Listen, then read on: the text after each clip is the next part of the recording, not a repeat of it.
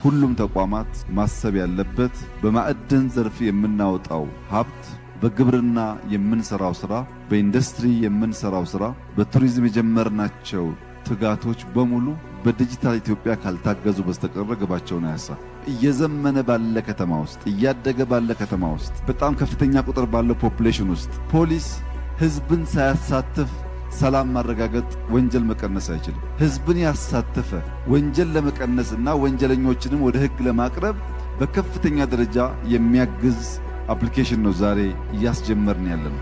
በቀላሉ ሰው ምስል በማንሳት ቴክስት በማድረግ ድምፅ በማሰማት ሰውየው ቢጠለፍ፣ ሰውየው ቢታፈን፣ ስርቆትን ቢያይ፣ የትራፊክ ጃም ቢያይ፣ አደጋ ቢያይ ማንኛውንም እንቅስቃሴ ለፌዴራል ፖሊስ በቴክስት አሳውቆ ፌዴራል ፖሊስ በደቂቃ ውስጥ በዚህ አካባቢ ላሉ ፖሊስ ስቴሽኖችና ለተሰማሩ ወታደሮች የሥራ ስምሪት ሰጥቶ የዛን ጥቆማ ፍሬ፣ የዛን ጥቆማ አደጋ ለመቀነስ ይጠቀምበታል።